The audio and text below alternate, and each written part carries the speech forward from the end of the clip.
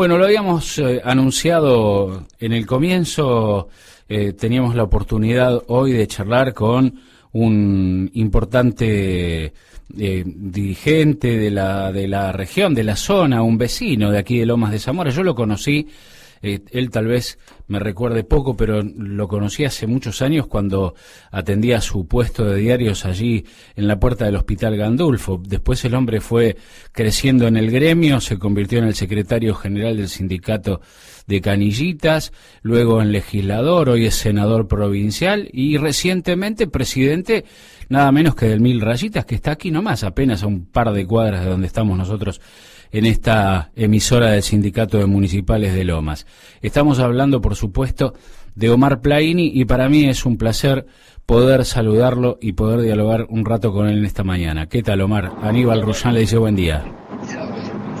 ¿Qué tal? ¿Cómo le va, Aníbal? Un placer saludarlo a usted, a todo el equipo y a los oyentes. ¿Cómo va? Muchísimas gracias. Bueno, vamos a comenzar por la etapa más reciente, que es la presidencia del Club Los Andes. Se encontró allí con una situación bastante complicada, ¿no? Digo, hay al parecer un faltante de dinero, que es una cifra muy importante de la venta de un jugador y no se sabe a dónde ha ido a parar. Pareciera la historia de la deuda que tenemos con el Fondo Monetario, que no sabemos a dónde fue a parar la plata, más o menos algo parecido, ¿no? Salvando las distancias. A ver, nosotros ya hicimos una conferencia de prensa, pasamos un video institucional en las condiciones que asumimos en la institución. Ahora estamos conversando con 2 o 3 estudios contables y jurídicos para hacer una auditoría, que es lo que corresponde. Nosotros simplemente lo que estamos pidiendo, la actual administración del club, que ganamos las elecciones con una participación única y extraordinaria de más del 62% del padrón en condiciones de votar, y donde esta comisión actual sacó el 67% de los votos casi. Lo que estamos pidiendo es que nos digan dónde están esos recursos. Todo lo que estamos pidiendo, porque esos recursos nosotros no los hemos detectado, y la caja que había expresado la máxima autoridad de la anterior comisión directiva, que habían sacado que había una caja de seguridad en un banco, y en más de una asamblea o reuniones o ante pedido de periodistas, colegas suyos partidarios, dijo que estaban parte de esos recursos o esos recursos estarían en esa caja de seguridad. La realidad es que allí no están. Lo que estamos pidiendo son explicaciones, o sea, como corresponde, que nos digan, ya que no hubo una transición entre una comisión directiva que es la entrante y la saliente autoridad, no tuvieron esa decisión y esa voluntad de hacerlo en ningún momento. Es lo que estamos pidiendo, o sea, que nos digan dónde están esos recursos, o con qué se gastaron esos recursos. Es lo mejor que nos puede pasar. De hecho, no tenemos el balance 2022 ni presentado ni realizado, entonces eso dificulta, y nosotros estamos obligados, por una cuestión de transparencia fundamentalmente, con los verdaderos dueños del club, que son los socios y las socias, de informar esto, y es lo que hicimos.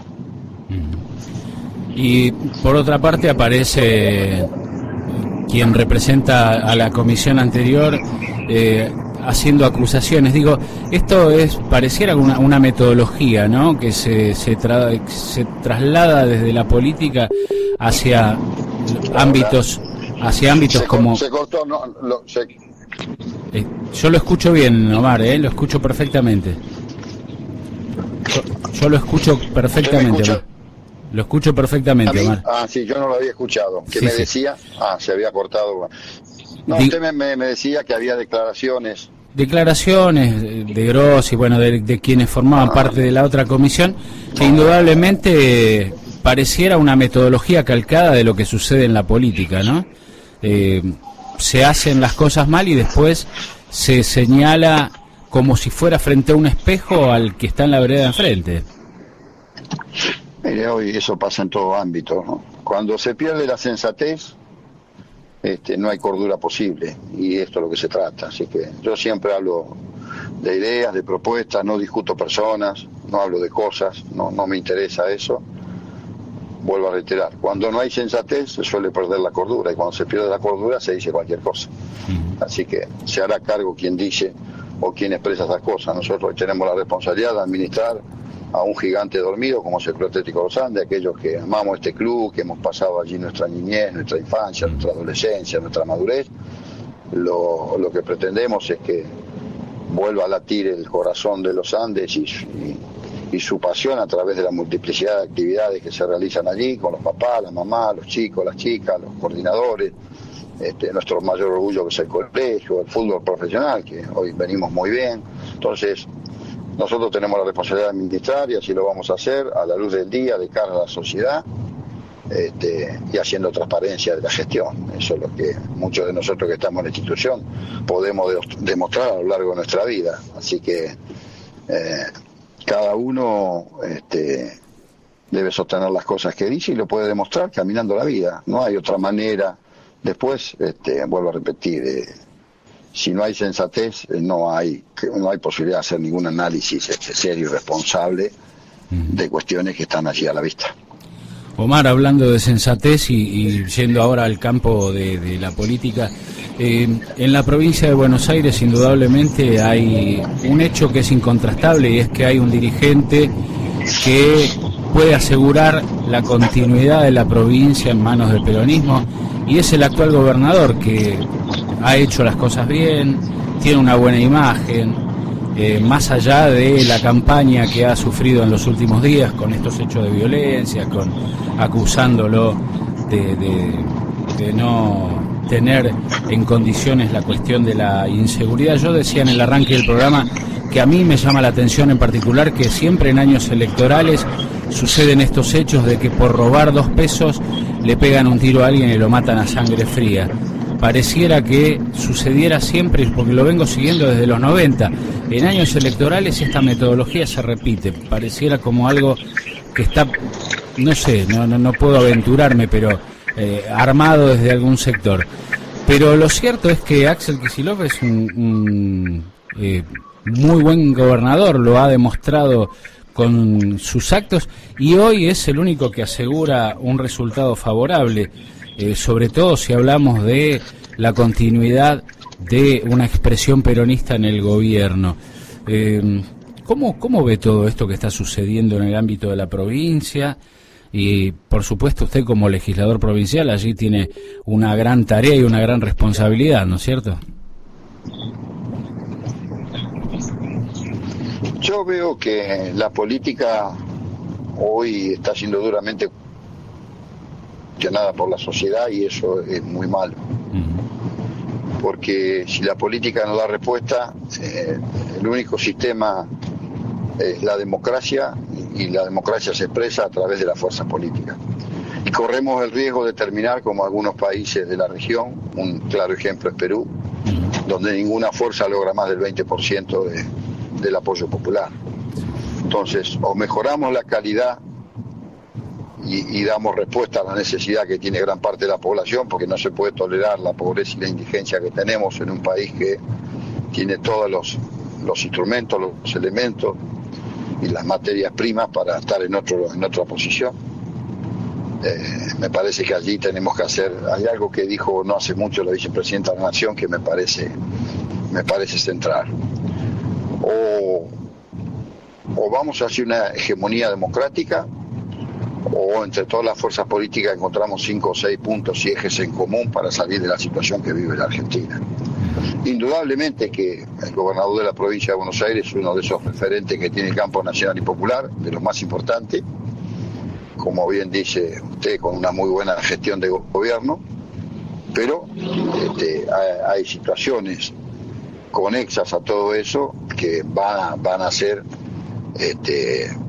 o querer mostrar otra o tener otra mirada o querer mostrar otra situación.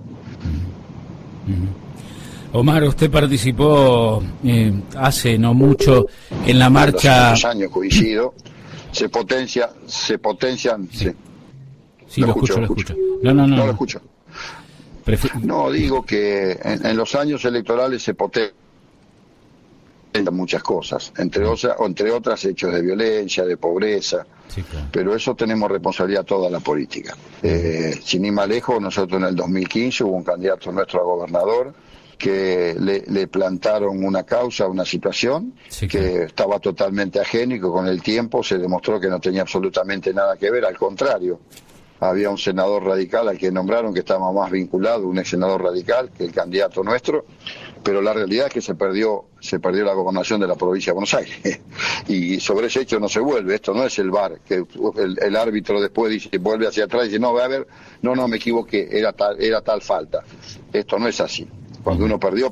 Entonces, digo, la política se debe a una discusión muy profunda, y yo creo que esa discusión hoy en parte la tiene que abordar la clase trabajadora con una propuesta propia, porque la realidad es que hoy Argentina está en dificultades, no generadas por el actual gobierno, que tendrá sus responsabilidades, pero sí que recibimos del 2015 al 2019 con el endeudamiento atroz que tomó el gobierno anterior, porque cuando uno cogobierna con el Fondo Monetario Internacional es imposible desarrollar cualquier mirada de carácter nacional, porque tiene que cumplir con las metas y las pautas que le imponen, con lo cual cogobernar con ellos significa ajuste, y ese ajuste lo paga el que menos tiene, lo paga el que no tiene absolutamente nada y no va a tener ninguna posibilidad.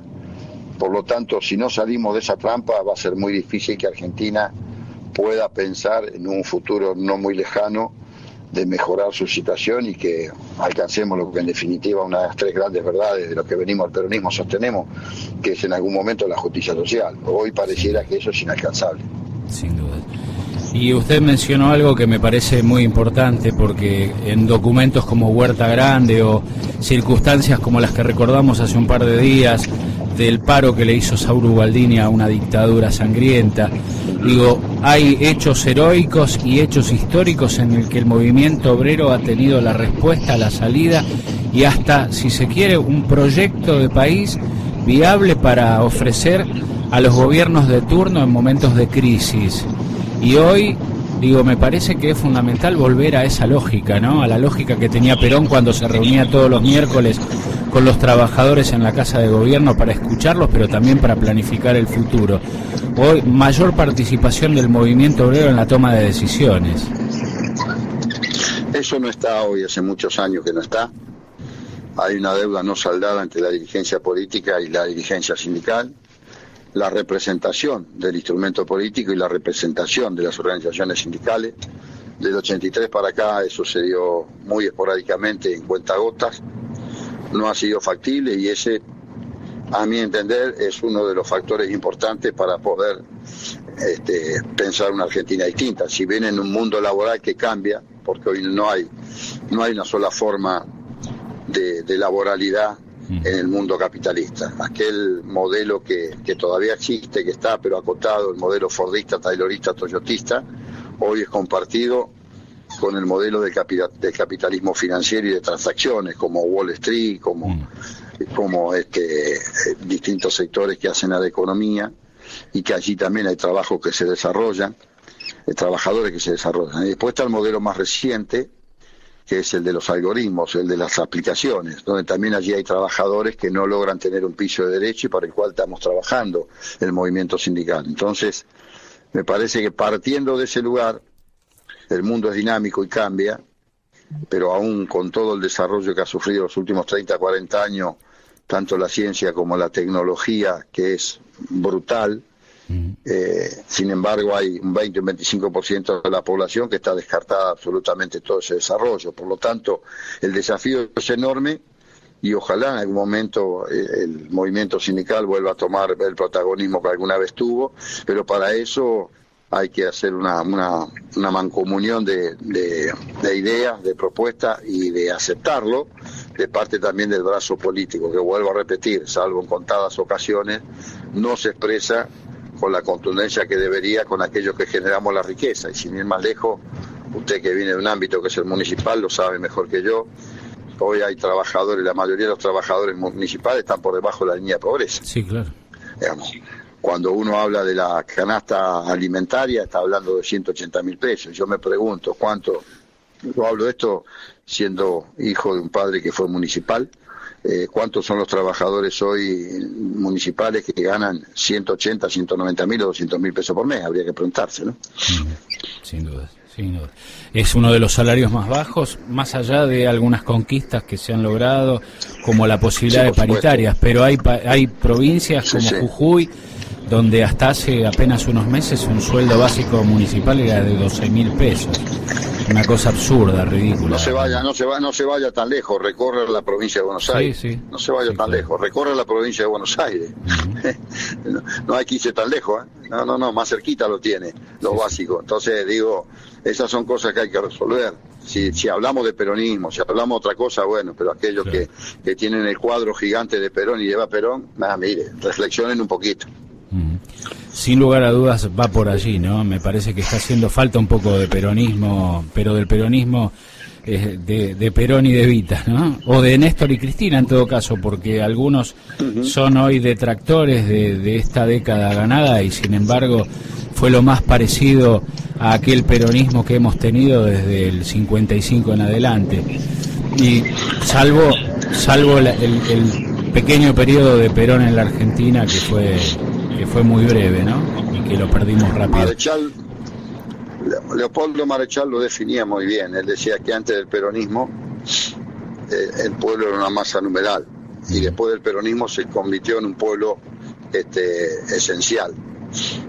Entonces me parece que allí está clara la definición. Pero bueno, volver a Perón significa volver a sus tres grandes principios, volver a sus valores, volver a un modelo de país donde pensemos cómo generamos un modelo productivo, así como arrancamos en el 2003 hasta el 2015, con las correcciones que haya que hacer, porque el mundo, vuelvo a repetir, es muy dinámico. Hay un capitalismo extremadamente concentrado, voraz y brutal como nunca se dio en el mundo capitalista, donde poco más del 1,2% de las personas más ricas del planeta concentran casi el 46% de las riquezas del mundo. Entonces es muy difícil, es una lucha muy desigual y esa correlación de fuerza se modifica con organización, con movilización, con ideas, con propuestas, no descalificando absolutamente a nadie, sino generando y organizándose. Y allí la clase trabajadora tiene un rol protagónico. Sin duda. Omar, yo tengo un par de preguntas más, no sé cómo está de tiempo, me gustaría consultarlo por dos o tres cositas. Un par más avancé. Bueno, ya estoy por entrar a una reunión. Una es este acuerdo que se ha llegado con la CGT para que un sector importante de los trabajadores no pague ganancias. ¿Cómo lo ven, teniendo en cuenta que esto fue parte de una lucha en épocas en que teníamos un salario que nos permitía creer que podíamos cambiar el teléfono, bueno, como nos dijeron, ¿no?, que nos hicieron creer?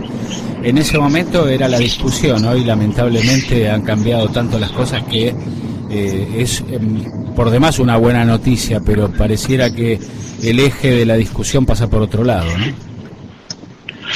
A ver, siempre es positivo cuando hay algo que beneficia a la clase trabajadora. En este caso es un segmento acotado.